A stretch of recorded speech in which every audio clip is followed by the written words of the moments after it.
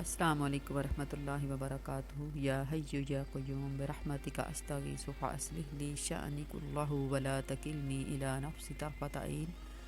اے ہمیشہ زندہ رہنے والے اور ہمیشہ قائم رہنے والے، تیری رحمت کے سبب سے فریاد کرتی ہوں کہ میرے سب کاموں کو ٹھیک کر دے اور پلک جھپکنے تک بھی میرے نفس کو میری طرف مت سونپنا۔ آمین ثم آمین۔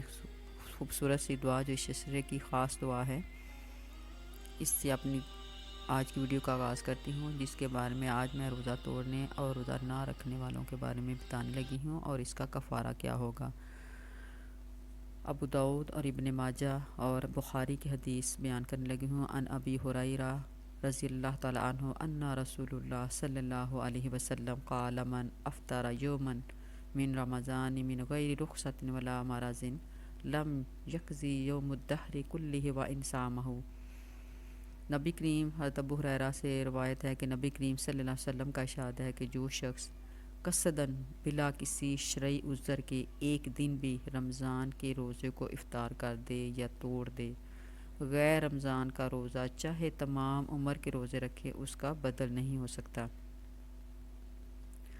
بعض علماء کا مذہب بھی، جن میں حضرت علی رضی اللہ تعالی عنہ بھی ہیں، اس حدیث کی بنا پر یہ ہے کہ جس نے رمضان المبارک کے روزوں کو بلا وجہ کھو دیا اس کی قضا ہو ہی نہیں سکتی، چاہے عمر بھر کے روزے رکھتا رہے۔ مگر جمہور فقہا کے نزدیک اگر رمضان کا روزہ رکھا ہی نہیں یا ایک روزے کے بدلے ایک روزہ قضا ہو جائے گی، اور اگر روزہ رکھ کر توڑ دیا تو قضا ایک روزے کے علاوہ وہ 2 مہینے کے روزے کفارہ کے ادا کرنے سے فرض جو ہے وہ ساقط ہو جاتا ہے۔ البتہ وہ برکت اور فضیلت جو رمضان مبارک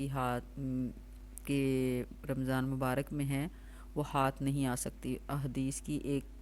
اس حدیث کا مطلب بھی یہی ہے کہ وہ برکت ہاتھ نہیں آ سکتی جو رمضان شریف میں روزہ رکھنے سے حاصل ہوتی ہے۔ یہ سب کچھ اس حالت میں ہے کہ بعد میں قضا بھی کر لے، اور اگر سرے سے روزے رکھے ہی نہیں، جیسا کہ اس زمانے کے بعض فساق کی حالت ہے، تو اس کی گمراہی کا کیا ہی پوچھنا۔ روزہ ارکان اسلام کا ایک اہم رکن ہے۔ نبی کریم صلی اللہ علیہ وسلم نے اسلام کی بنیاد جو ہے وہ 5 چیزوں پر ارشاد فرمائی، جس میں سب سے اول جو ہے وہ توحید، رسالت کا اقرار، اس کے بعد اسلام کے 4 مشہور رکن نماز، روزہ، زکوٰۃ، حج۔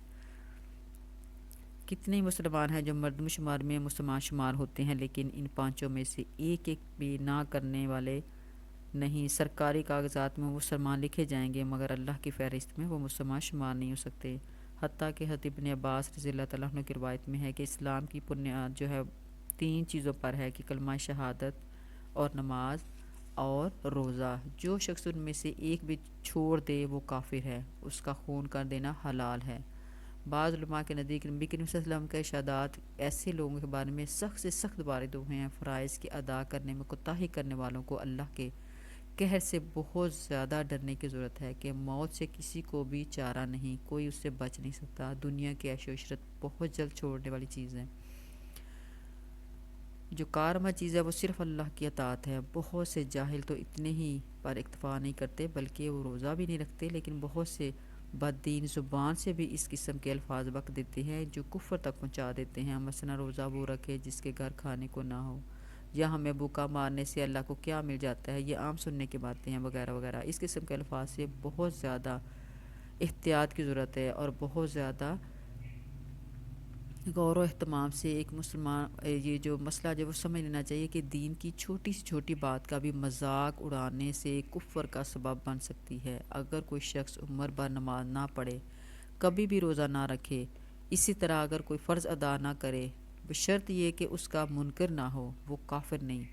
جس پر فرض کو ادا نہیں کرتا، جس بھی فرض کو وہ ادا نہیں کرتا اس کا گناہ ہوتا ہے، اور جو اعمال وہ کرتا ہے اس کا اجر بھی ملتا ہے، لیکن دنیا کی کسی ادنا سے ادنا چھوٹی سی چھوٹی بات کا بھی اگر وہ مذاق اڑائے گا تو وہ کفر ہے، جس کی وجہ سے وہ عمر بھر تمام کے تمام روزے، نیک اعمال سارے کے سارے ضائع ہو جاتے ہیں۔ بہت زیادہ قابل لحاظ امر ہے، اس لیے روزے کے متعلق بھی کوئی ایسا لفظ ہرگز نہ کہے۔ اگر وہ مذاق سے بھی ایسا کرے گا تب بھی اس کے تمام اعمال جو ہیں وہ ضائع جائیں گے۔ تو اس لیے کوشش یہ کریں کہ جب ہم دنیاوی کاموں میں ہر لحاظ سے پوری کوشش کرتے ہیں، ہم بیمار ہوں، جتنا مرضی ضروری کام ہو سب چھوڑ دیتے ہیں، لیکن اس کی تیاری ہم نہیں چھوڑتے۔ تو کوشش کریں آپ کی جتنی مرضی سویر حالت ہے روزہ نہ چھوڑیں، کیونکہ اس کے بارے میں پوچھ ہوگی۔ تو اسی سال اس کے علاوہ میں اس کی جو اگر آپ روزہ افطار یعنی توڑ دیتے ہیں یا روزہ نہیں رکھتے تو اس کے کفارے کے بارے میں کہ اس سال جو صدقہ فطر اور فدیہ کا جو محتاط نصاب اور اوسط قیمت جو بتائی گئی ہے وہ یہ ہے کہ اگر آپ نارمل جس کی اپنی مالی حالت جو ہے وہ اپنی مالی حالات کمزور ہیں، یعنی اب جو بھی وہ فدیہ دے گا وہ اپنی مالی حالات کے مطابق دے گا۔ اگر اس کی مالی حالات اتنی ہیں کہ یعنی گندم یا گندم کا آٹا جو ایک روزے کا فدیہ ہے وہ 300 روپے ہے اوسط درجے کی، اور اگر وہ پورے ماہ کا روزے نہ رکھے تو 9,000 روپے اس کے بنتے ہیں۔ اسی طرح اگر مالی حالات اس سے کچھ بہتر ہیں تو وہ جو یا جو کا آٹا جو کہ اوسط درجے کی ایک روزے کا جو فدیہ وہ 700 روپے ہے، اور اگر وہ تمام مہینے روزے نہ رکھے تو وہ 21,000 روپے بنتے ہیں۔ اسی طرح کھجور بھی اوسط درجے کی ہوگی تو وہ 1,400 روپے ایک دن کا، اور اگر وہ پورے ماہ کے روزے نہ رکھے تو وہ 4,200 روپے یعنی 42,000 روپیز اس کا کفارہ ہوگا۔ اور اگر کشمش کا ہے یعنی جو بہت اچھے مالی پوزیشن ہے جن کی ان کے لیے وہ 2,800 روپے ایک دن کا فدیہ اس کا ہوگا، اور پورے ماہ کے اگر روزے نہ رکھے تو وہ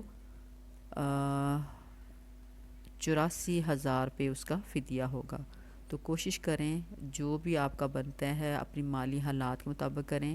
آپ نے یہ نہیں دیکھنا کہ آپ کھاتے پیتے ہیں، آپ کی انکم اچھی ہے تو آپ نے جو اوسط درجے کی جو بالکل نارمل قسم کی جو وہ فدیہ یا آپ کا جو ایک روزے کا فدیہ وہ آپ نے ادا کرنا ہے، بلکہ اپنی مالی پوزیشن کو مد نظر رکھتے ہوئے آپ نے وہ دینا ہے۔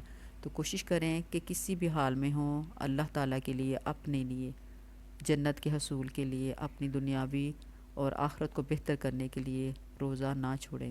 اللہ تعالیٰ ہمیں اس چیزوں پہ عمل کرنے کی توفیق عطا فرمائے، آمین ثم آمین۔ صدقہ جاریہ کی نیت سے زیادہ لوگوں کو شیئر کریں۔ السلام علیکم ورحمۃ اللہ وبرکاتہ۔